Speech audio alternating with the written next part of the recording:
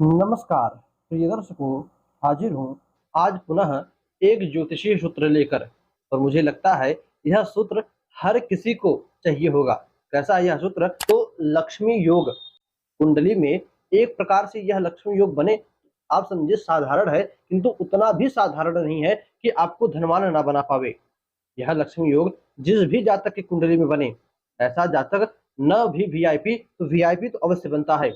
प्रिय दर्शकों, देखिए एक प्रकार से एक सूत्र, मात्र एक सूत्र से यह योग बनता है। यह तो लक्ष्मी है, इसके बाद महालक्ष्मी, श्री महालक्ष्मी, अष्ट महालक्ष्मी, इस प्रकार से 5 योग हमने पहले भी बना दिए हैं, किंतु बोर्ड पर नहीं था। तो हमने आपको समझाने के लिए आज बोर्ड पर यह सूत्र लेकर हाजिर हूँ।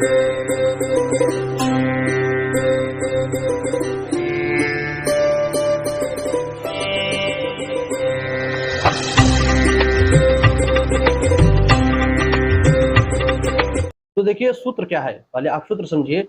सूत्र कहता है कि कुंडली में जो नवम भाव का स्वामी हो, वह नवमेश, चाहे तो उच्च का होकर, चाहे स्व राशि का होकर, चाहे अपने मूल त्रिकोण राशि का होकर, केंद्रों में पहले, चौथे, सातवें, 10वें भाव में स्थित हो और लग्नेश बलवान हो।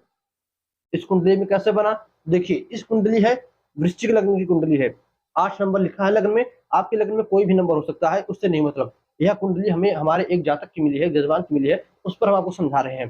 तो ये देखिए, कर्क राशि, नौ भाव में कर्क राशि बनी, 1 2 3 4 5 6 7 8 9। यहाँ पर भी आपकी कोई और राशि बन सकती है कुंडली में, यहाँ से गिनने पर ये 9 नंबर आता है। यहाँ पर बनी, 4 नंबर लिखा है, कर्क राशि बनी। कर्क राशि का स्वामी होता है चंद्रमा। इस कुंडली में आप देखिए तो चंद्रमा वृष राशि का होकर 7वें भाव में केंद्र में स्थित है, और वृष राशि में चंद्रमा उच्च का होता है। तो पहला सूत्र सिद्ध हुआ कि नवमेश कुंडली के केंद्रों में उच्च का होकर बैठे, तो चंद्रमा लग्नेश हुआ केंद्र में उच्च का होकर बैठा है। ठीक, अब चाहे तो यही चंद्रमा मूल त्रिकोण राशि में अपनी, चंद्रमा की कर्क राशि ही मूल त्रिकोण राशि है, चाहे अपनी ही राशि में बैठे, और स्व राशि भी उसकी कर्क राशि है, तो ये चंद्रमा चाहे तो यहाँ पर बैठे कर्क राशि, यहाँ पर आपकी कर्क राशि बनी हो, तो आप अब देखिए जैसे चंद्रमा पर मैं समझा रहा हूँ, आपके नवम भाव में सूर्य से लेकर शनि पर्यंत कोई भी ग्रह बैठ सकता है, बुरा हो अच्छा हो उससे नहीं मतलब, सिर्फ योग बनाना चाहिए। तो कुंडली में लक्ष्मी योग बनता है। तो नवमेश लग्न में बैठा, सिद्ध सूत्र हुआ।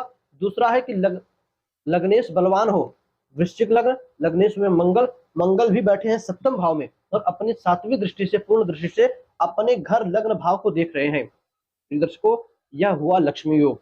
अब देखिए एक माइनस पॉइंट यहाँ पर यह है कि मंगल की एक राशि बनी है 6वें भाव में।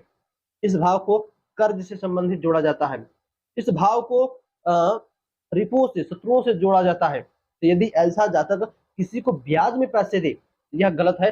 आप समझिए कर्ज योग, ऐसे जातक को कर्ज, किसी को ब्याज में पैसे नहीं देना चाहिए, अथवा मारपीट की नौबत आ ही जाती है। आप सिर्फ ये जानिए, सूत्र नवमेश केंद्र में हो, स्वराशि मूल त्रिकोण राशि उच्च राशि का होकर, और लग्नेश मजबूत हो, हमारा ये शुद्ध सूत्र यहाँ पर सिद्ध हो गया।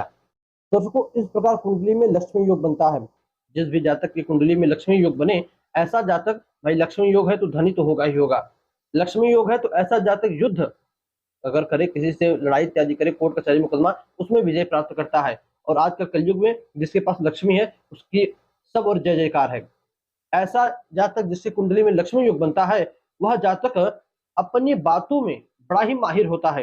किंतु अब बातों के लिए फिर दूसरे भाव का ध्यान रखिएगा, दूसरे भाव में कौन सी राशि बन रही है, बुध की क्या स्थिति है। किंतु सूत्र तो यही कहता है कि ऐसा जातक बातों का धनी होता है, अपने बातों से सभी को अपनी तरफ मोह लेता है, आकर्षित कर लेता है। तो आप अपनी कुंडली देखिए, कुंडली में यह लक्ष्मी योग बन रहा है कि नहीं, कमेंट में अवश्य बताइएगा। और बन रहा है तो आपको फल भी मिला, किस नहीं, और नहीं मिला तो किस कारण से, और बनकर फल नहीं मिल रहा है तो आप अपना डेट ऑफ बर्थ कमेंट में कीजिएगा। हम देखेंगे कि क्या कारण है, किस ग्रह के कारण इस लक्ष्मी योग का फल आपको पूर्ण रूप से नहीं मिल रहा है। बस याद दीजिए, मैं पुनः आपसे मुलाकात होगी किसी नई वीडियो में, नए टॉपिक के साथ। तब तक के लिए नमस्कार।